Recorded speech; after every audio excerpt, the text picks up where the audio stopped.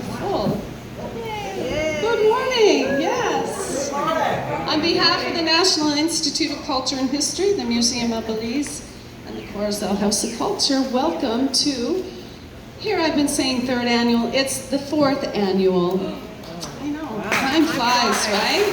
The fourth annual Ancient Worlds. So we have some awesome presenters this year, and of course we're off to the site on Wednesday.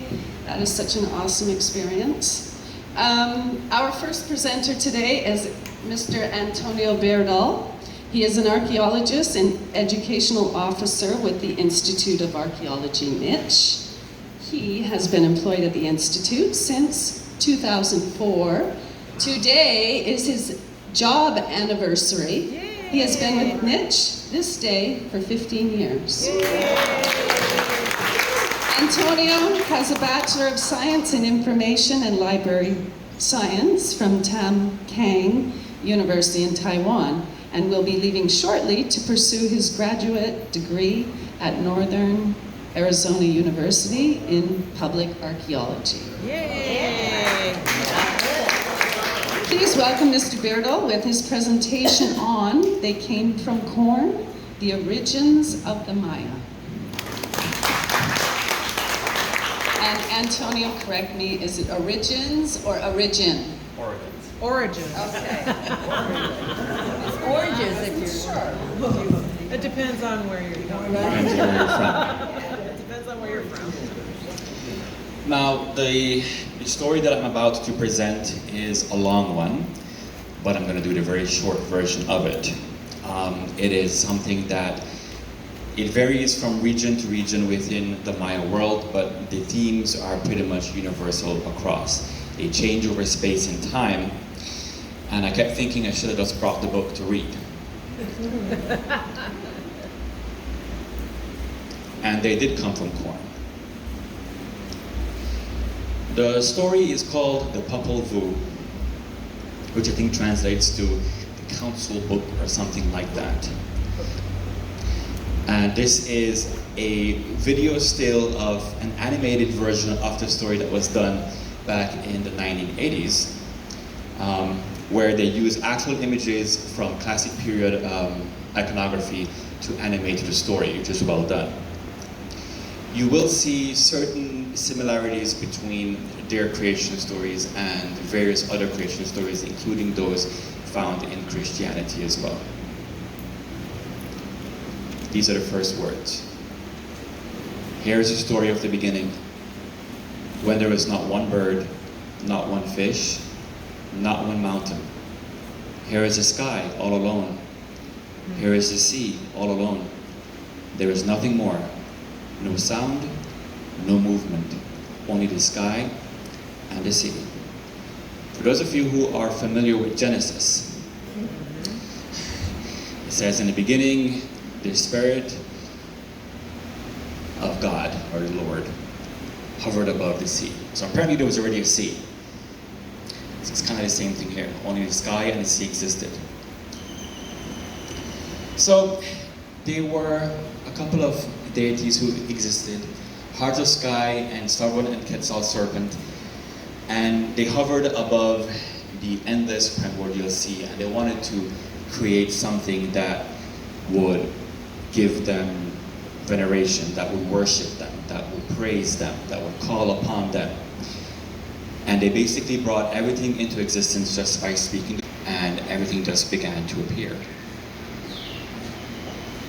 Now, one of the gods, called Heart of Sky, had three different versions. He was three gods in one, and one of them was Huracan, which kind of sounds like hurricane.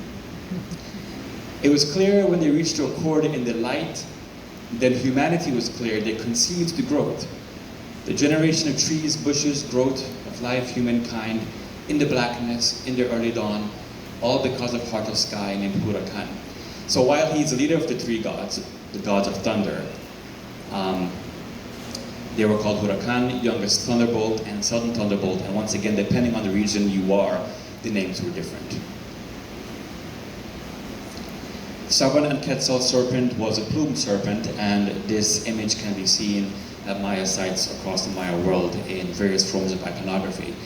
In Spanish, it's Tempeyu Cucumats, heart of the lake, heart of the sea, also called the maker, muddler, or bearer and begetter. And when they came together, they're the ones who brought about creation. So the first thing that they did was to separate the sky from the sea and to create land, mountains, valleys. It's kind of the same thing that was done in Genesis, where everything was separated, dry land from sea, making the rivers, the valleys. Then be it so you were conceived. May the water be taken away, emptied out, so that the plate of the earth may be created. I'm sure in original Quiche it sounds a lot more poetic. I can't read Quiche, unfortunately, so we're stuck with the English version, thankfully. And depending, once again, on the version that you read, whoever edited that version, the words tend to differ back and forth, but the message is still clear. So they brought about everything just by speaking the word. They called for the mountains came, and everything was imbued with their essence. So they called about the cypress groves, the pine forests, and this can be seen throughout the Maya world, where everything was seen to have its own life force. Even things that they created, all the vessels, the houses, every artifact had its own life force, its own soul. So they rejoiced at what they saw. They thought it was a job well done. They thanked each other. They said, job well done. Look at what we have done. It's beautiful in our eyes. But it was still silent. The trees couldn't worship, the mountains couldn't worship, the valleys couldn't worship, so the world was still silent. They needed beings, living beings, to be the guardians of what they created. So even though people think that the first creation in terms of life, non-plant life, were people, the first creation were actually animals. They were the first ones. So they created the animals to be the guardians of the forest, of the waters, the pumas and the jaguars, snakes and the deers, and they said, this is where you will live. We will create homes for you. But the animals cannot worship. And they made different sounds, so they cannot communicate with each other. They could not give praise, they could not give thanks, they couldn't offer offerings, they couldn't bloodlet, they couldn't do any of these things. So the creator gods were not happy with this. Because, I mean, if you listen to dogs barking at night all around the place, I'm sure they understand each other, but we don't know what the hell they're saying. Sometimes we wish we did so we can answer them and tell them, you know, shut up. Speak, call, don't moan or cry out. Speak to one another, each according to your kind, according to your group. Call upon us, we are your mother and father. So the gods were upset, understandably, because he created this beautiful world. They create the animals, and still there was no one there to give them thanks, as most deities seem to want, someone to give them thanks. So they were unsuccessful. Jaguars roared, and the snakes hissed, and the birds squawked, and the dogs barked at night and kept everyone up. And so they said, okay, fine, since you can't call upon us, you will be food, your flesh will be eaten. That will be your purpose. This must be your service. So they knew that they had to create another entity to call upon them. And thus, the animals were punished. These are actual images of various animals and beautiful styles. Look at this little guy. He's doing a moonwalk. So, the gods pondered and they questioned, how shall it be sown? When shall there be a dawn for anyone? Who will be a provider? Who will be a sustainer? Because the gods need reverence and worship to sustain themselves. They need life force. So they said people have to be made. So, how will they make people? They were not successful in being worshipped by the animals. The first creation wasn't a mistake, but it was a lesson that they learned, that they had to do something different this time. someone that will honor them, someone that will provide, someone that will sustain. So the first people were made. They were made from mud and earth. And for those of you who have ever worked in clay and you try to muddle something and you don't fire it, it gets wet, it gets dry, it crumbles, falls apart.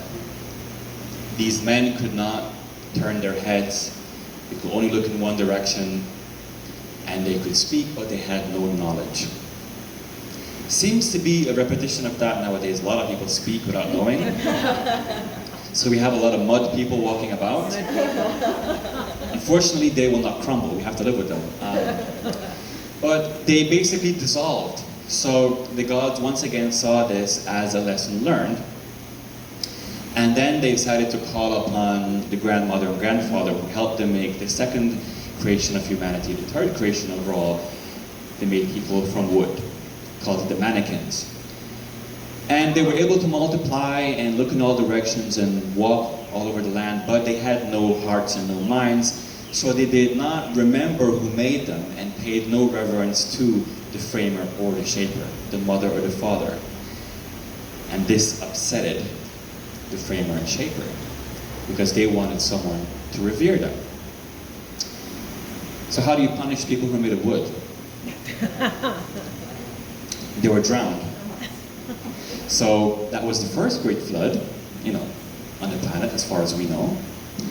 But it wasn't a flood of water, it was a flood of resin that came down. And because they had no hearts and no minds, their objects attacked them. Their vessels and their grinding stones and their cooking pots and the dogs and the animals attacked them. Because they were also thoughtless people and they beat their animals. So they said, pain you have caused us, you ate us, therefore it will be you we eat now. So they were attacked and they were drowned. But some of them managed to escape. This is an actual image from the animation of a dog ripping one of them to pieces. It's not exactly a pit bull, but it still looks very vicious. Yeah. Pretty gnarly. Would not want to be bitten by that one. Some of them managed to escape, and those who didn't, those who could climb trees, were transformed into the spider monkeys you see all around us today. So when you see a spider monkey jumping about, they were the second creation of humanity and the third creation overall. So I wasn't going to include the story of the hero twins because I wanted to stick to the story of the creation of humanity, but they play an important part of it. Because the story of the hero twins actually comes before the final creation of humanity and where they came from. So, in the story, there are several sets of twins. Each one had their own qualities. Each one has their own powers. The first set of twins, 1 Hunahpu and 7 Hunahpu, they were brought about by the grandmother and grandfather Ishpiakok and Ishmukani. They are the original grandparents for the Maya people. And 1 Hunahpu had 2 children, 1 Bats and 1 Chuen, by his wife Ishpakialo. She eventually died, so they only had a father.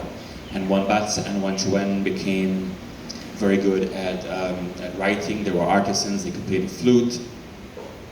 So this first set of twins, 7 Hunahpu, he didn't have a wife, so he was merely a companion. But they're kind of interchangeable in the story, that they complemented each other in terms of the gifts that they had. They were great thinkers and they had great knowledge. They could see everything that was upon the face of the earth. They saw all of creation. And 1 Bats and 1 Chuen, they had great talent. They were singers, they worked with jade, sculptors, they were metalsmiths. So at the time this was written, those particular set of Maya people already began to work with metal. The keychain. So 1 Hunahpu and 7 Hunahpu unfortunately didn't possess these talents, and they just played dice and played ball every single day. It's not a bad life to have. But the alleyway that they played the ball game was also the roadway to Xibalba. For those of you who are unfamiliar with Xibalba, it's the underworld. So the ball courts at Maya sites, the alleyway was seen as the avenue of the dead, basically. That's where the gods of death that was their domain. To this day, that still holds true for some Maya people. And I learned this firsthand because I did my own experiment with this at NICH. I took some Maya from southern Belize to this site, and there were 2 ball courts. One was restored, one wasn't. And they refused to walk through one. I'm like, okay, we're gonna go through another path, and we walked right through the alley. Even though there's a sign that says ball court number 1, they didn't see that. When we walked through the ball court and I told them what they walked through, they got mad. It's the first time I was ever cursed out in Kichi. But I realized and asked them, why do you fear it so much? And they told me about the stories handed down to them from their grandparents about what the ball court symbolizes. And it still holds true for some of them today. So one death and 7 death, the principal lords of the underworld they heard the ball bouncing around. It created such a ruckus that they wondered what was going on. What is happening on the surface of the earth? They're stomping about and shouting. May they be summoned here, therefore. They have to come and play ball. It sounds like the World Cup. A lot of rioting going on. They create such noise. They said they have neither honor nor respect. They're acting arrogantly. So, a lot of the different lords of the underworld, they have really horrible names. I'm sure they sound a lot more terrifying in Maya, but Flying Scab and Gathered Blood, Pus Demon and Jaundice Demon, and their job was to make sure that people swell up and pus oozes from the skin of their legs, and their face become yellow with jaundice, and that's their dominion. So everyone had their own afflictions that they brought about on, well, humanity didn't exist yet, but whoever was alive, who was around. You also had Bone Staff and Skull Staff. They were bones, and they were the ones who had people die from being emaciated and bloated from starvation. These people they're very creative. But they took human suffering and they turned it into art. It's amazing. And then there was Sweepings Demon and Stabbings Demon, and these ones are my favorite. People who didn't take out their trash. Or if you were sweeping and you abandoned your sweeping, then you were stabbed to death. So, makes me wonder if the recent crime wave in Belize is because people are not sweeping their houses. It's possible. Picking up their trash. Or taking out their trash. So take out your trash, please. Pick up your trash. Fair warning, or else Sweepings Demon and Stabbings Demon are coming for you. And then there's also Wing and Packstrap, and they look after people who die on the road as a result of sudden death. So every conceivable way that you can die, there was a lord of Shivalba that was their dominion. People who would die just by vomiting blood, and they would tear out, hearts and necks of these people, so you can see where the idea of vampires also came about, or in this part of the world, the chupacabra. And these are all images of what some of these gods look like. So eventually the messengers showed up to 1 death and 7 death, and they were owls, and they came and said that you're being summoned. Thus say the lords, they must come, say the lords to you. They must come here to play ball, so that we can be invigorated by them. We are amazed by them. Bring your implements to play. But this was trickery, because they were annoyed and thought that the twins were being arrogant, but if you flatter them, they will come down to play, and then this way they're in our domain, and we can kill them. Surely we must go, our mother, they told Ishmaelkani, for the messengers have come to take us. But they left behind the rubber ball. They took all of their other implements except the rubber ball. That stayed behind and was tied up and left inside the house. And this will come back later. So they tied it up. And 1 Bats and 1 Chuen were not ball players, so they know that the ball will be fine. They were interested in writing and singing and carving. So they went down steep steps until they came upon the banks of the turbulent river canyons called Trembling Canyon and Murmuring Canyon. And these were the names of the canyons they passed through. They came upon the Scorpion River with innumerable scorpions, but they were not stung. So if you have a fear of scorpions, this is not a place you want to visit. They arrived at Blood River, but they were able to pass through because they did not drink from it. Kind of sounds like the river Styx. So you can see a lot of the comparisons with other world religions as well. And then eventually they came to Pus River, which was nothing but a river of pus. Okay. A very pleasant view, and I'm sure a very pleasant smell. But they were not defeated either. They use this word a lot, defeated. There were many trials that you had to pass through just to get into Xibalba, and then when you're in Xibalba, even more trials, and it's all about being defeated. When you die, you go into the underworld, it's all about you being defeated. So basically you go there just to die again.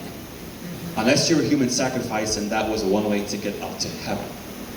So some of you, you don't want to go through the 9 levels, may just offer up yourself for a 20-year celebration, you can sacrifice me. So they arrived at the crossroads, and the crossroads had 4 colors. There was a red, a black, a white, and a yellow road, and those colors are very important for Maya cosmology. And of course, the black was in the west because that's where the sun sets. So they took the black road because that's where the gods of Xibalba were. The road spoke to them and said, "Take me, because I am the Lord's road." So every single thing for them had its own lives, thus everything could speak to them. So the trials, and there were several of them. The first one that they got into was the House of Darkness. There was nothing but darkness within, and then there's also a shivering house because it's a place of cold and wind and ice and hail, and then Jaguar House because Jaguar's in there to tear you apart.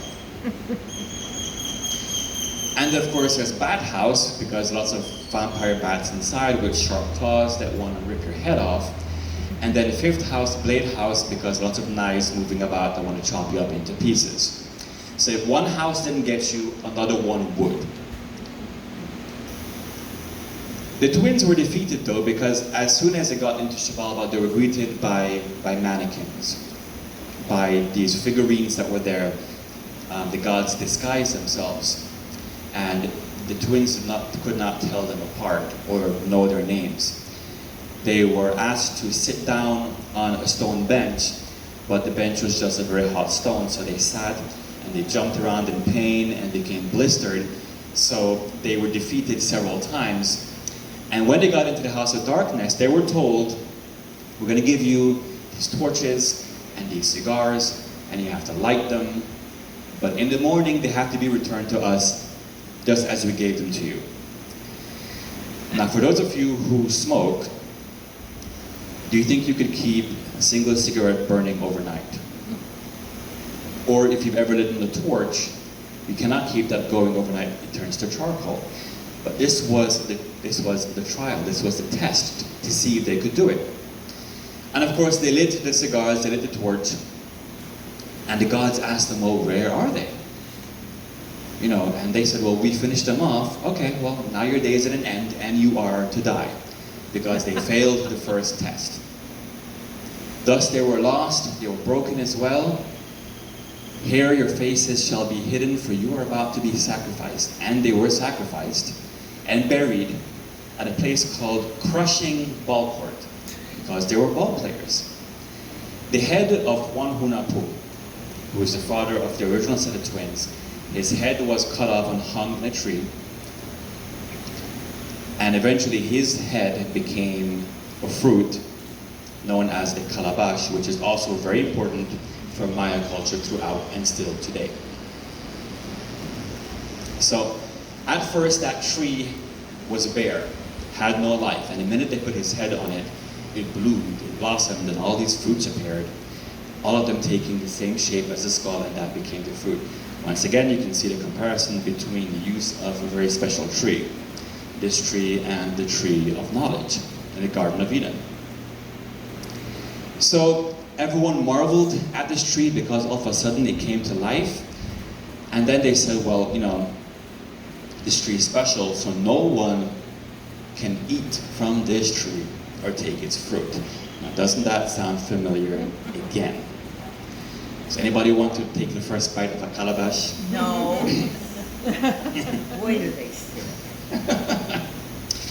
So the tree was basically off limits, but because these things are forbidden, of course, they become legend. And what happens when you forbid someone from doing something? They do. They want to do it.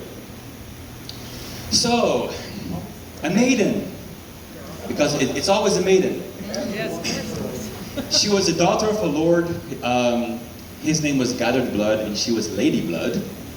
And she heard the story about this tree and this fruit, and it piqued her interest. And so how would I know it? Can I not come to know it by seeing the tree that they speak of? Because I hear that the fruit is truly delicious. Now, once again, no one had ever eaten from this tree before, but somehow she knew it was delicious. Just like the snake told Eve, hey, these apples are good. Gotta have it. So she went to the tree, and the skull of Wanhunapu animated and spoke to her. What is it that you desire of this? It's merely a skull placed in a tree. And she was told, you don't desire it, but she, because was told, you don't, she said, actually, yes, I do desire it. So she stretched out her hand, and Wanhunapu spit into her hand. That was his essence, that was his DNA, and right away, she became with child. Oh, boy. Yep. So, virgin births all around. Just saying. So, his saliva, his spittle is merely a sign. Because, his skull didn't work, he didn't have a body, so he had to use his spit. The head of a truly great lord has good flesh upon it, but when he dies, the people become scared of the Lord because he basically becomes bones. But if you pass on your lineage by having sons, that's how you pass on your greatness. So the story is also showing the importance of what a lineage can do by passing on your genes and your name to your children. So of course she gets home, and after 6 moons, apparently she begins to show signs that she was with child, and her father was not happy, called her a fornicator. But she was like, actually, I have never seen or never known the face of a man. And that was her way of saying that she had not had any kind of relations. But your belly is swelling up. So how do you explain that? She probably didn't want to say, well, I also broke the rules and I went to the tree in the first place. So, very well then, the lords were told to question her about it, but they had already decided her fate. They should be sacrificed anyway, because that's what you do for people who were fornicators back then. You sacrifice them. But she would have to be taken away to be sacrificed. Who's responsible? How are you pregnant? I have no child. I have not known the face of a man, but still, they insisted you are a fornicator. So the war counselors, the owls, were told to take her away, bring back her heart. Wasn't that in Snow White, I think? Bring back her heart. So they were given a bowl, told to bring back her heart, but she spoke to them and said, please don't do this, I want to live. So she spoke to them and said, no, you will not bring back my heart, but instead you will bring back the sap of the croton tree, which grows around here. This is what you will burn.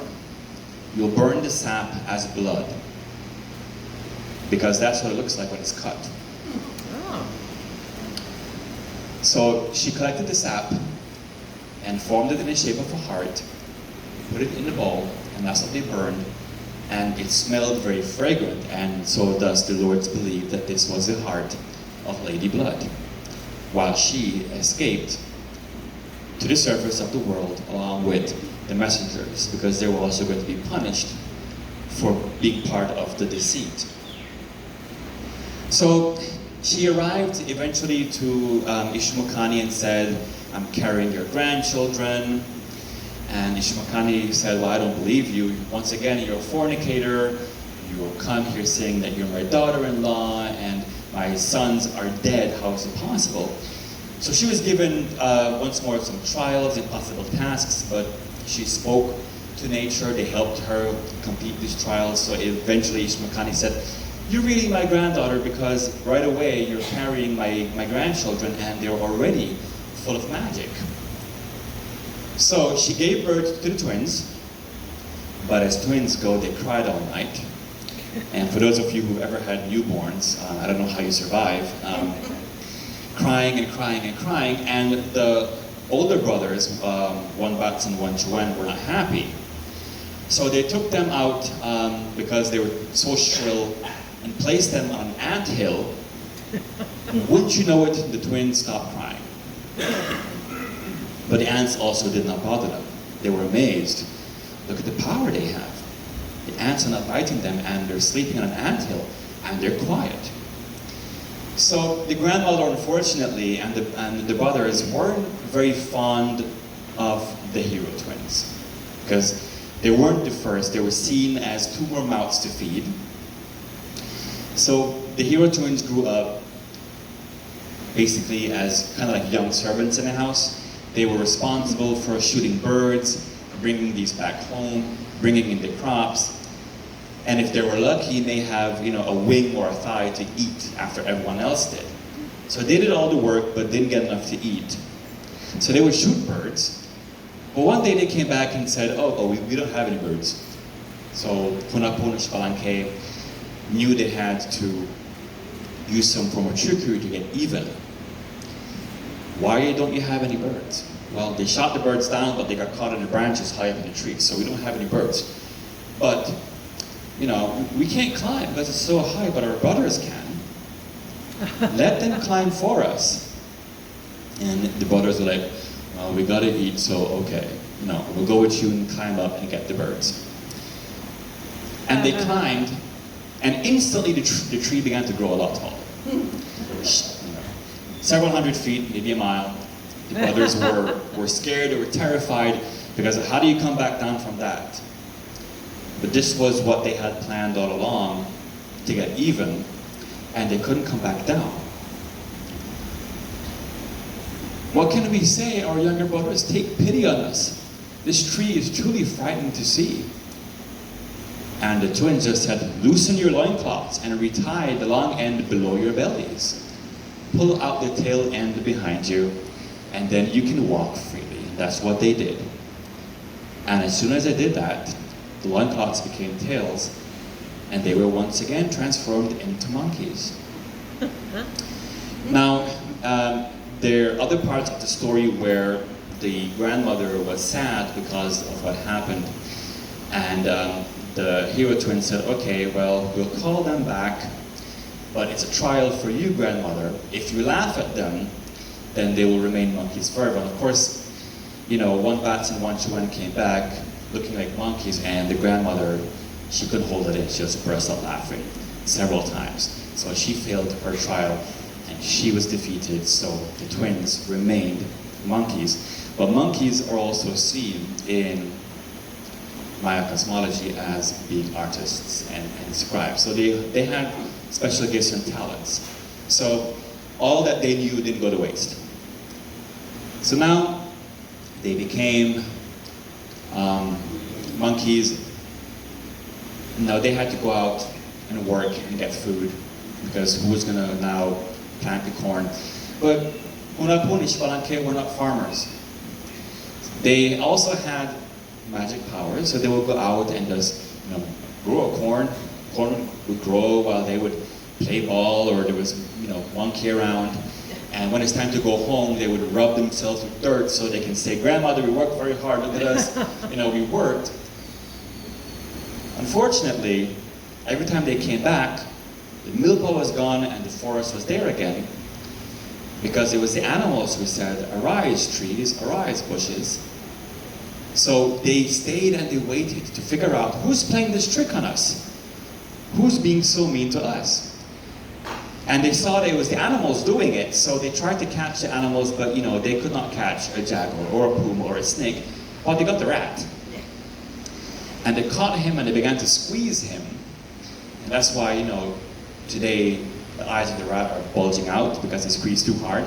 And they also burned his tail, and that's why their tail have fur on it. And they eventually said to him, the rat was like, well, you're not supposed to be farmers. I must not die at your hand. Your task is not to be maize farmers, but there's something else that is yours. So the boy said, well, just tell us, what is it? Of course, the rat was trying to be a rat and said, well, I won't tell you until you feed me. But of course, the twins basically said, well, if you don't tell us, we're going to kill you, so you got to talk. So he was like, okay, very well. It is what belonged to your fathers, 1 hunapu and 7 hunapu. They left behind their gaming things hanging above the house, their yokes, their arm protectors, and the ball. Your grandmother did not show them to you because it was because of this that your fathers are dead. So the rat was fed, the rat climbed up, gnawed the ropes, and all the gaming things fell down. And that's when the twins realized this is what they were meant for, to be ball players. And they carried these things away, once again, to the ball court that led up to Xibalba. They rejoiced. But again, same thing, the lords heard all the noise, and they said, okay, what's going on again? I thought we had dealt with this problem, and now we have 2 more, so they were once again summoned. So they passed through all the canyons, and they went to the Black Road, but somehow, they thought ahead. And before they went down the Black Road, they knew that the gods would be there in disguise, and they knew their names.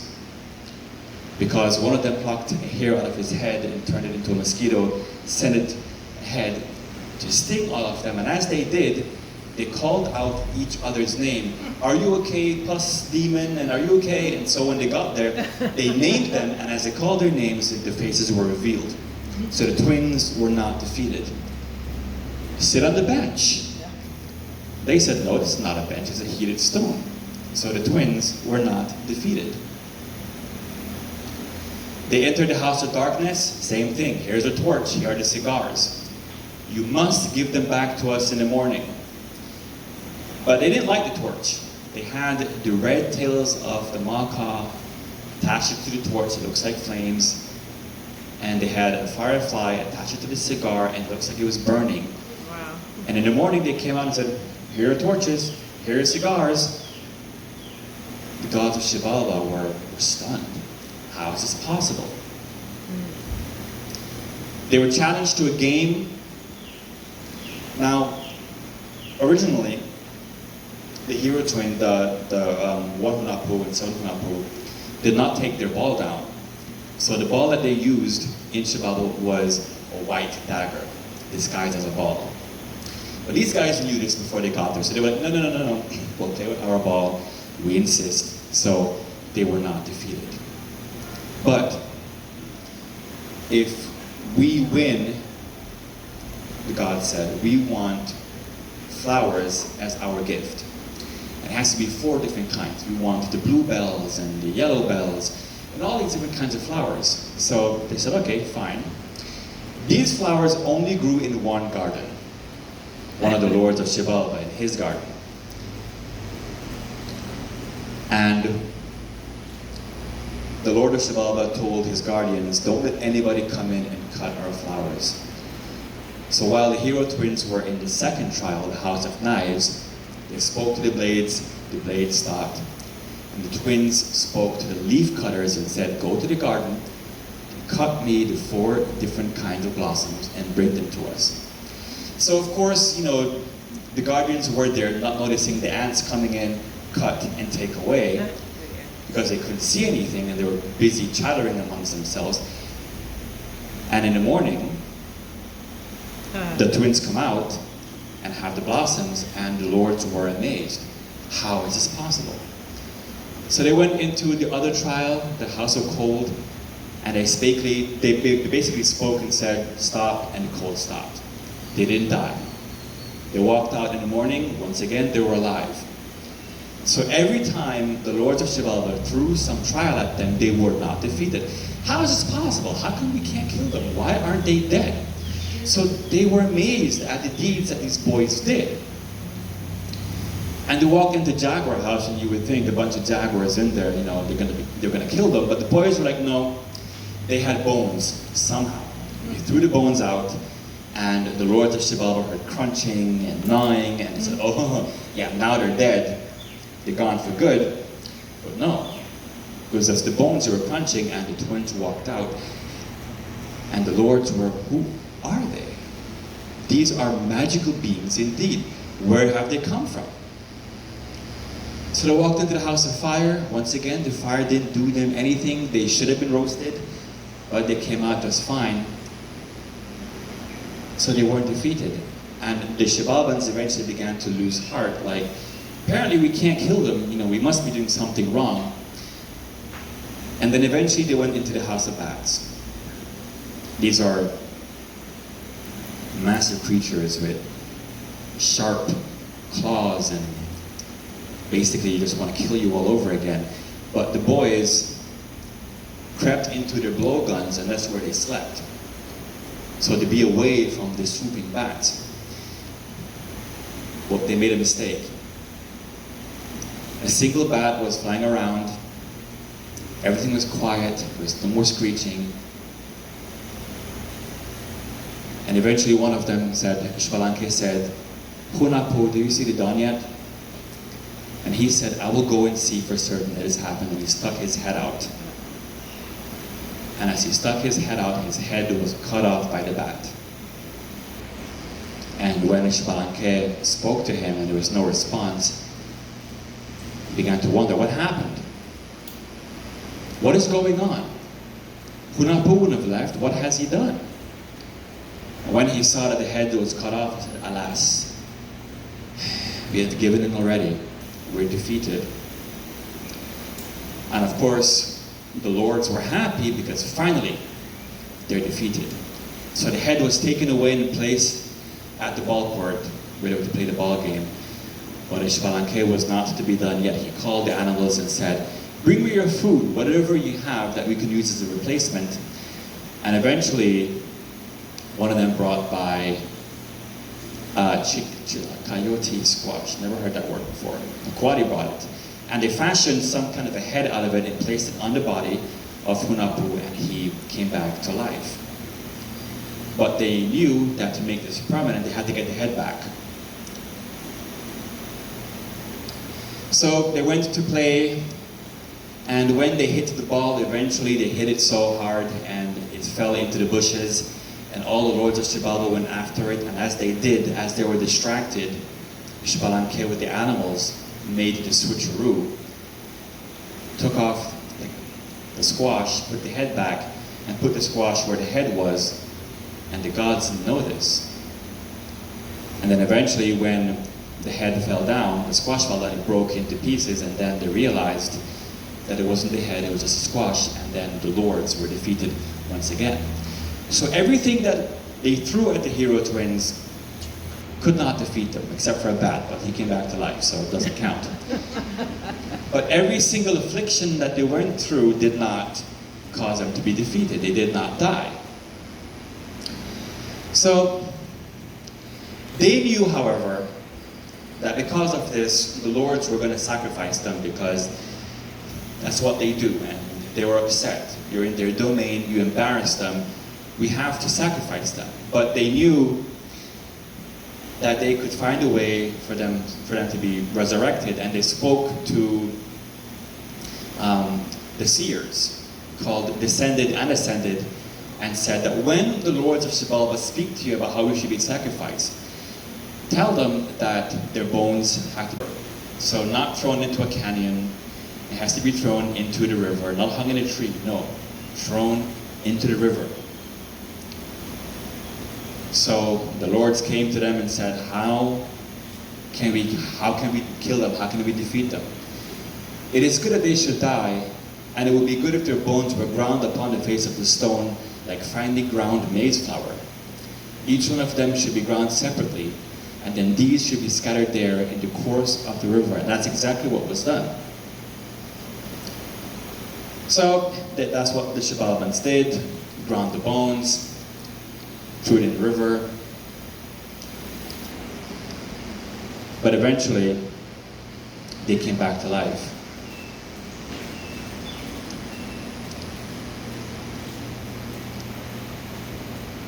So they first appeared as fish, and then eventually as poor orphans. But they did not act like orphans, the way orphans do. They danced.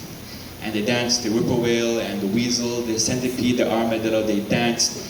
And these two strange beings had magical powers. They set houses on fire, houses would come back. They sacrificed each other and brought each other back to life.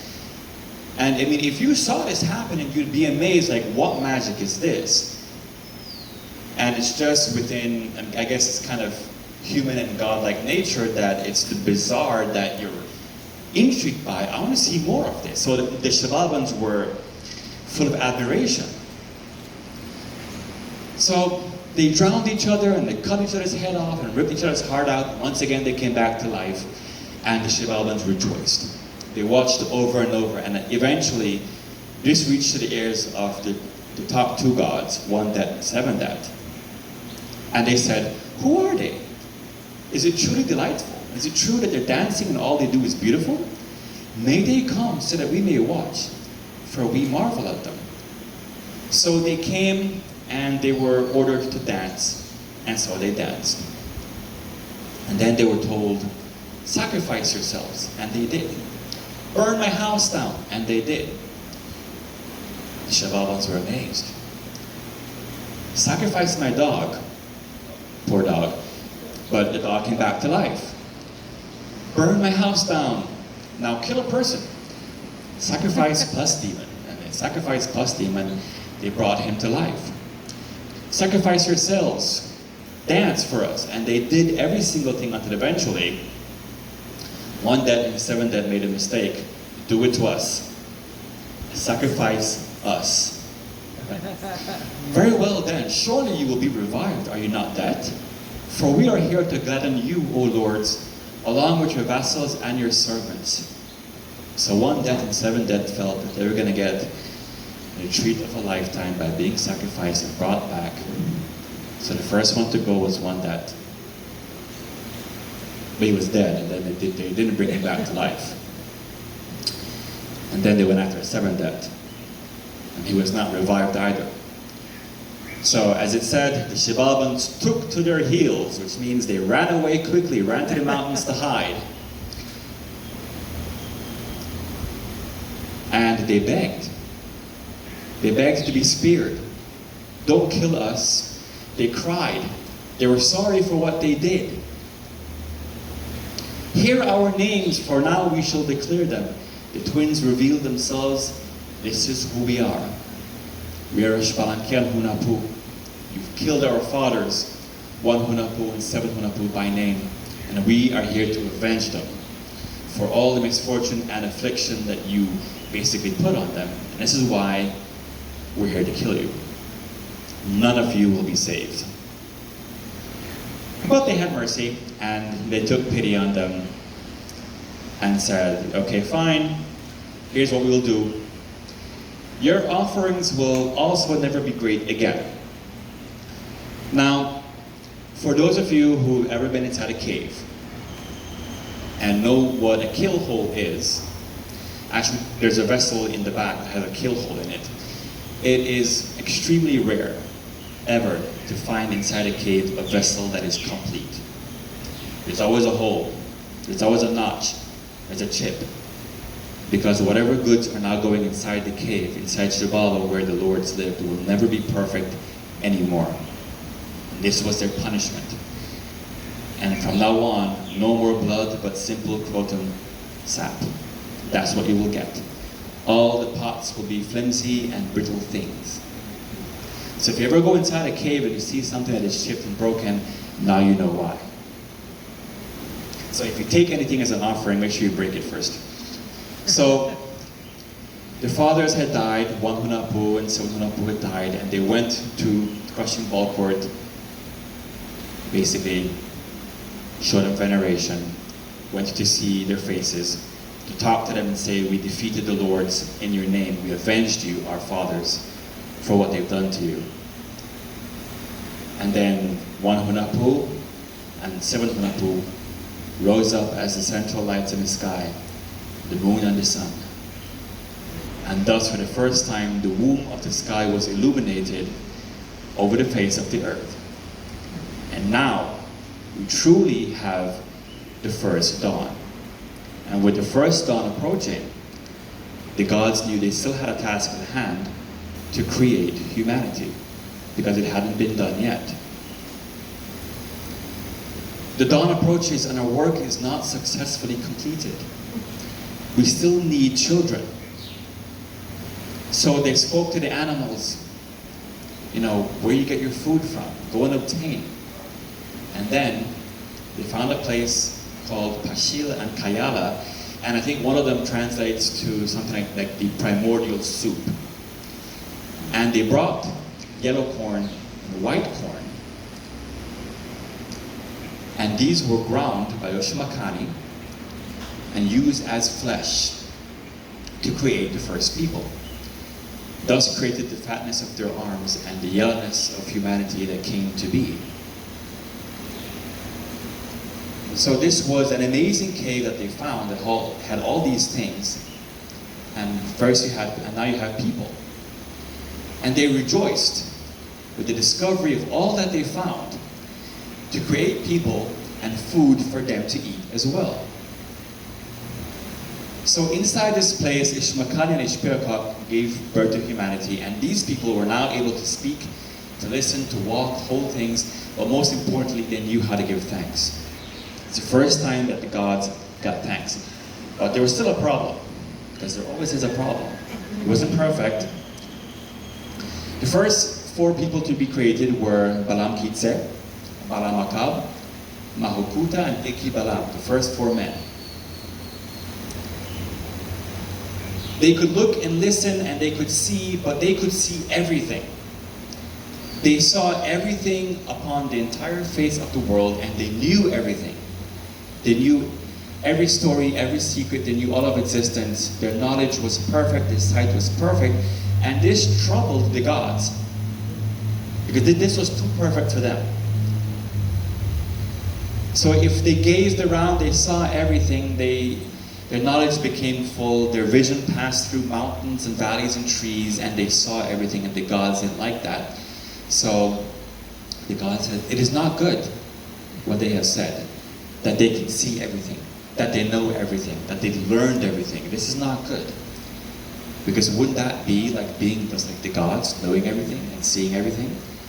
And you want someone to pay you reverence, they can't be on the same level as you are. It's not a good thing. So their eyes were merely blurred, and they were blinded. So they could only see things that were nearby.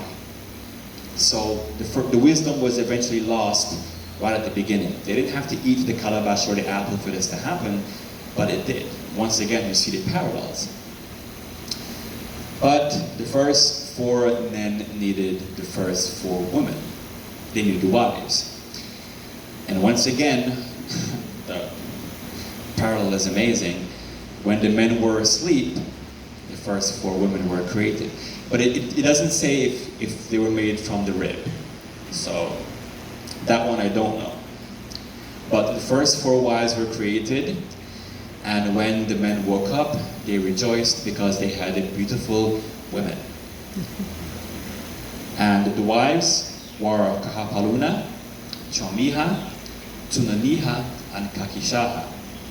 So the first 4 couples that existed, and they were the ones who multiplied and made all the nations thereafter. And the story goes on of them going to find their own gods for their own cities.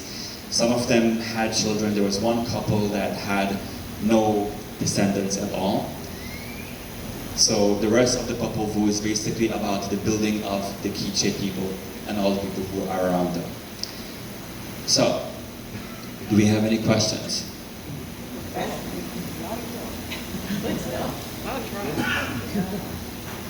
This is the story of just the catching. It's the Quiche version, so it focuses on their origin story, but the story of the creation and the hero twins was basically universal among them. And from discoveries at Mirador, they have iconography that goes back to pre-classic times, where they already show images of the hero twins. So it was something that was passed around, and as these cities grew and merchants moved around and religion spread, the story spread, and different regions would have their own variations of it, but the central core remained the same.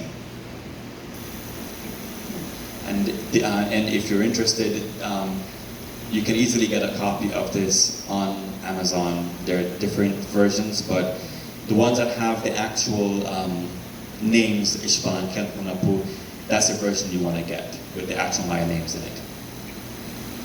Any other questions? So does this travel all the way down, like from Panama to Central America and Mexico, or is that kind of like Belize and... That was something for the Maya, but there are certain parallels with other cultures.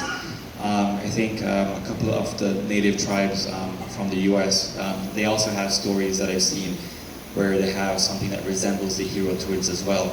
So it's possible that the ideology may have traveled, but once again, everyone just made their own variation of it. Some things were added and then some things were left away. For example, in this version, they focused on the Quiche and the people who spoke similar Maya to them, because in this version they also speak about people who came from the area of central Mexico, so people who spoke Nahuatl, something like that. So there's some similarities between them. So the Quiche and those who live around them, they spoke, okay, this tribe went there, this tribe went there, but they don't speak about every single tribe that existed, because the languages were also very different. Anyone else?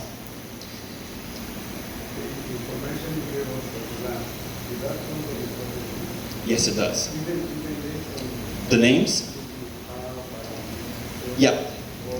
These were the first four couples, and this is also in the story.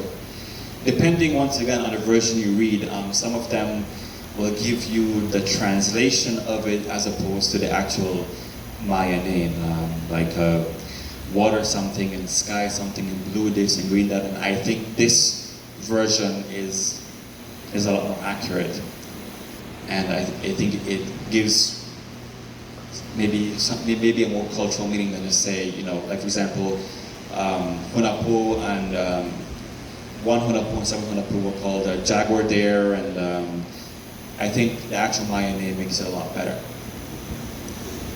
And the kids all doing this because they're growing up? Sorry? Do the kids learn this in history at school? No, they don't. Which is sad, but it's something that I'm hoping in my lifetime and some of the changes that I would like to see in the schools, that something like this can be taught to them, because it's also a very important story of their own cultural heritage, and it's also a very important creation story for them to know. If you're going to teach them one, you should also teach them about their own native stories.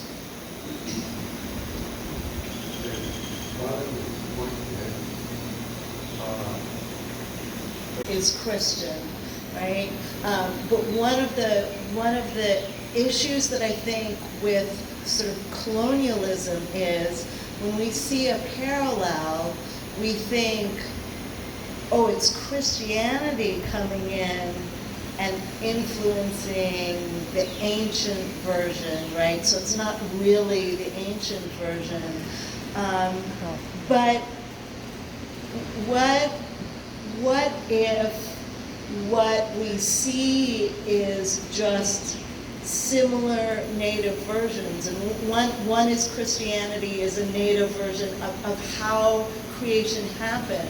And so if we look around at ancient Egyptian creation stories or any group's creation stories, we can pick out parallels, but those parallels don't necessarily mean that the story isn't native to the particular group. So, I mean, that's my take on it. And if you had, line up 10 people in the room, everybody would have a slightly different take on it. But I think sometimes we allow ourselves to be sort of influenced by colonial mentalities and assume that sort of every parallel we see means that like the Spanish influenced it, and that may not actually be the case, because we have, as Tony's been saying,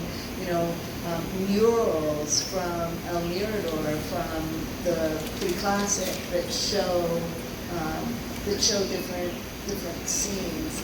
And I also think that as a written culture, we're a written culture, it's hard to wrap our head around cultures that are more orally focused.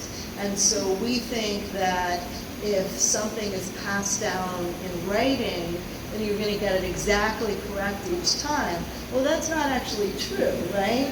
Because the person who's could rewrite it and add in their own thing.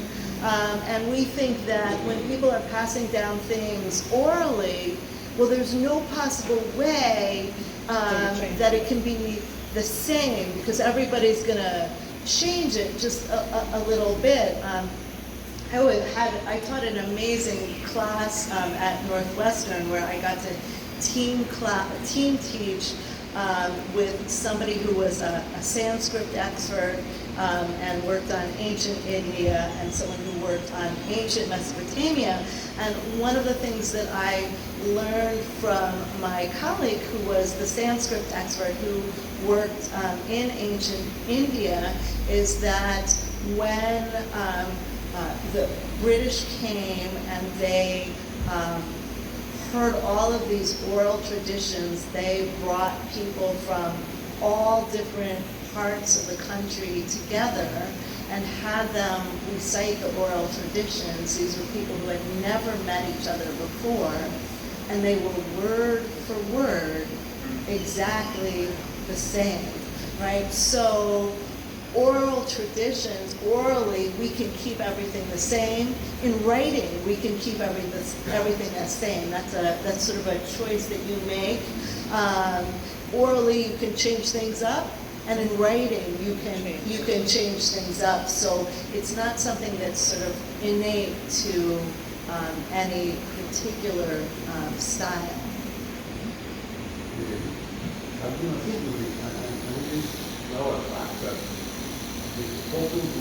Nobody really understands exactly what they're saying, but they talk about the book that has been destroyed, and this is the recreation of the book that has been destroyed.